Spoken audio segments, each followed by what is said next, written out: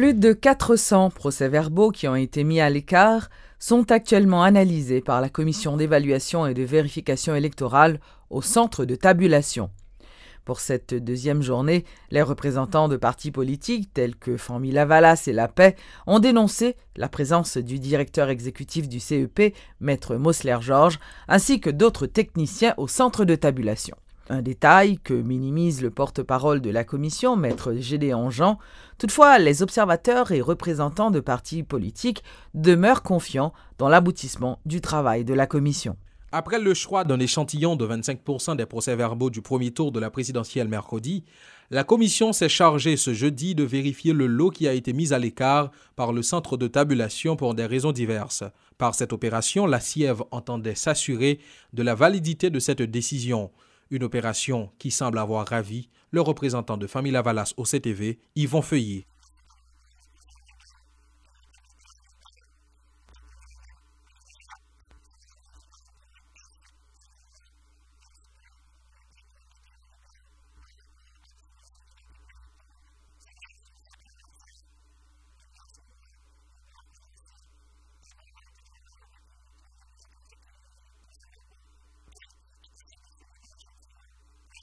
Cette deuxième journée du travail de la SIEV a aussi été marquée par la grogne des représentants de candidats, en raison en particulier de la présence du directeur exécutif du Conseil électoral provisoire, Mosler-Georges, à la SONAPI ce jeudi. Il s'agirait d'un acte d'intimidation, selon le représentant du parti La Paix, Denis Pascal Nard, alors qu'Yvon Feuillet a déploré pour sa part que le travail des techniciens de la commission soit supervisé par les techniciens du centre de tabulation.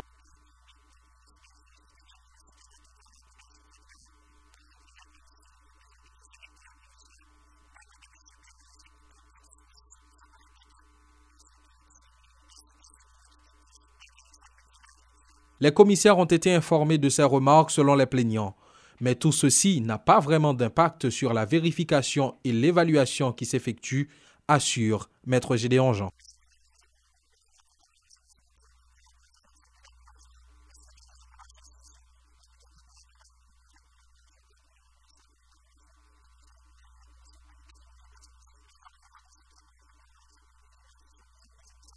Les travaux d'évaluation et de vérification qui s'effectuent actuellement au niveau du centre de tabulation des votes concernent exclusivement la présidentielle du 25 octobre. En ce qui concerne les élections du 9 août, c'est à Pétionville que les décisions du BCEN sont évaluées, informe le porte-parole de la SIEV, Maître Gédéon Jean. Voilà pour la deuxième journée des travaux de vérification de la commission ici au centre de tabulation des votes. La SIEV est dans le temps et bénéficie jusqu'ici la confiance des partis intéressés par ce travail. Pour vous informer, depuis la SONAPI, Davidson Saint-Fort et Elissi Diolassin. Le politologue Gratien Jean estime que si le travail de la commission indépendante d'évaluation et de vérification électorale est bien fait, les élections du 25 octobre seront annulées. De l'avis du professeur, le problème qui est d'ordre politique nécessite une solution politique. Le professeur Gratien Jean, qui était invité à la rubrique Le Point de Métropole ce jeudi, préconise un tour unique avec les 54 candidats, incluant la possibilité de désistement 48 heures avant les élections. Vous êtes candidat, Wendell. Sous quelle base que je vais vous éliminer parce que vous avez fraudé? Vous avez fraudé en fin de délit? C'est le candidat qui a fraudé lui-même? Il a fraudé pour ou par reconnaissance? Qui sait détoxiquer ce peuple? Donnez-nous au moins une chance. Si on fait appel à une commission extérieure, ou bien j'accorde le bénéfice du doute à cette commission, s'il travaille réellement, eh bien, ce sera triste. Ce sera de refaire les élections. Vous savez pourquoi? Ce n'est pas pour avoir des fraudes, non? N'oublions pas, la majorité, ce sont des irrégularités assimilables à des fraudes. Vous avez un système électoral désuet. C'est à la main qu'on écrit les choses. La seconde chose qui est très importante, est-ce que le centre de tabulation a été fermé sous scellé, sécurisé? Le centre de tabulation devait être mis en quarantaine, scellé juridiquement, sous haute sécurité. Mais 6 mois après, vous ne savez pas ce qui s'est passé au centre de tabulation. Mais donnez une chance. Moi, je demande aussi à la communauté internationale de donner une chance. Je demande aussi au Conseil électoral, au président de la République, si vous voulez que ce pays connaisse la paix, donnez une chance. Réalisez un tour pluriel. Lorsque je dis un tour pluriel, que le conseiller Léopold Bélanger affirme son leadership. Il revient à un conseil électoral, en toute indépendance, d'organiser des élections. Et en matière de management, qu'il s'agisse de management privé, lorsque vous prenez un poste avec des problèmes, il revient à vous d'évaluer les problèmes et non pas à une entité extérieure. Comme ça a été fait, c'est déjà fait. Il faut penser au compromis politique pour résoudre ce problème. L'entrepreneur Clifford Appet de l'industrie de sous-traitance textile a dénoncé les actes de vandalisme perpétrés par les ouvriers lors de leur mouvement de protestation. Il affirme que les négociations sur le salaire minimum sont actuellement au point mort. Selon lui, un passage du salaire minimum à 265 gourdes serait une mesure acceptable, conforme au taux d'inflation actuel. Il demande donc à l'État haïtien de se prononcer sur le rapport du Conseil supérieur des salaires. C'est parce que les nous garder dynamique là, nous dit c'est inflation qui dicte, c'est pas taux de change. Je dis taux de change, moi vivre en République dominicaine, taux de change était à 56 gouttes, il descend à 28 gouttes parce que l'économie a renforce, en pile dollar rentrer parce que l'économie a été bon, et puis il renforcé et puis l'industrie ça a allé graduellement.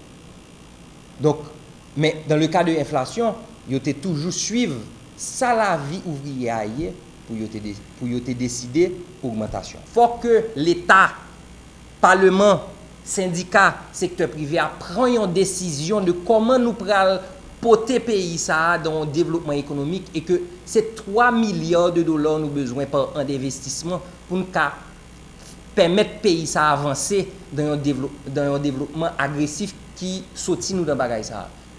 Ou pas jouer une qualité comme ça pendant que il y a instabilité ça. Donc c'est là que faut gagner une décision qui prend son industrie qui formelle. Il y a des ouvriers qui fait entre 8 000 goudes jusqu'à 12 000 goudes. Ouvriers par mois.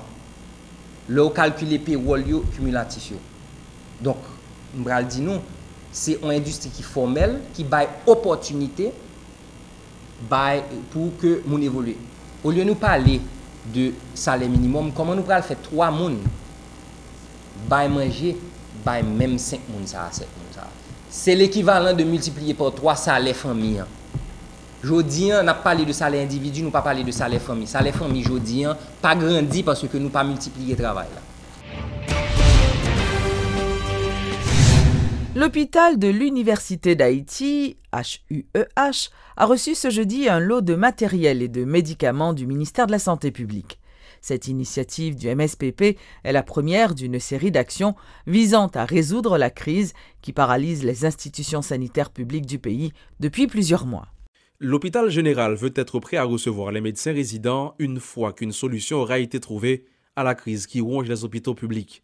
Ces matériels et médicaments fournis ce jeudi par le ministère de la Santé publique sont censés être une preuve de bonne foi adressée aux grévistes par les autorités. Maurice Méville est le directeur de l'HUEH.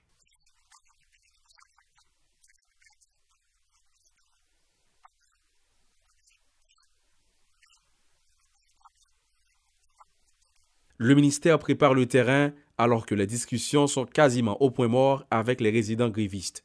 Le problème de l'hôpital général paraît plus complexe qu'on ne l'imagine et la solution n'est peut-être pas pour demain. Avec un budget de 14 millions de gourdes par exercice fiscal, l'administration ne peut faire face à certains problèmes récurrents, regrette Maurice Mainville.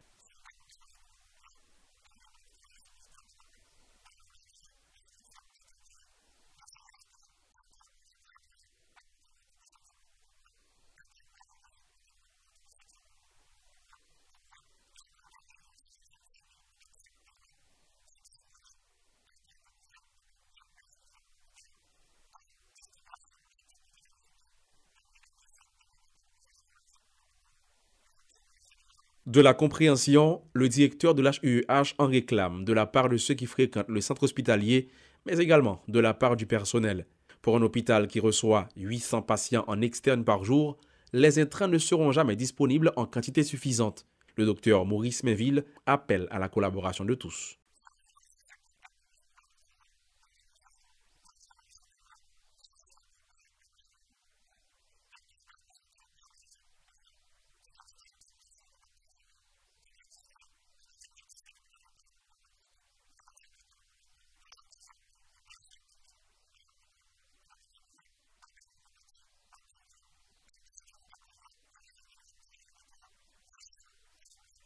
En fournissant des lits, des réfrigérateurs, des chaises roulantes et pliantes ainsi que des médicaments, les autorités sanitaires tentent de s'attaquer à un problème qui est à l'origine d'arrêts de travail dans les hôpitaux publics de plusieurs régions du pays. Certains parleraient de pansement sur une plaie béante, mais d'autres y verront un pas dans la bonne direction. Entre-temps, seuls les grévistes détiennent le dernier mot, mais ils ne souhaitent pas encore le prononcer. L'USAID, l'Agence américaine de développement international, en collaboration avec le ministère de l'Agriculture, ont lancé ce jeudi un nouveau programme de recherche et de développement agricole.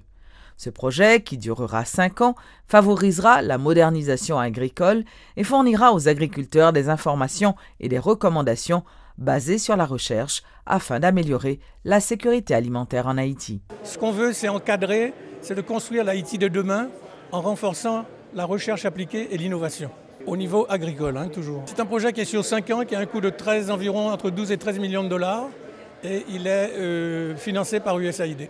Ce qu'on veut, c'est...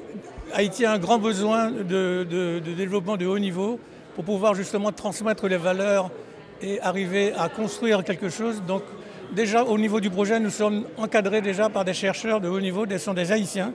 Nous sommes 100% Haïtiens. Ce sont des gens qui ont fait leurs études d'abord soit à la faculté d'agronomie, soit à l'université Quisqueya, soit à l'université épiscopale. Ils ont eu des bourses, ils sont partis à l'étranger.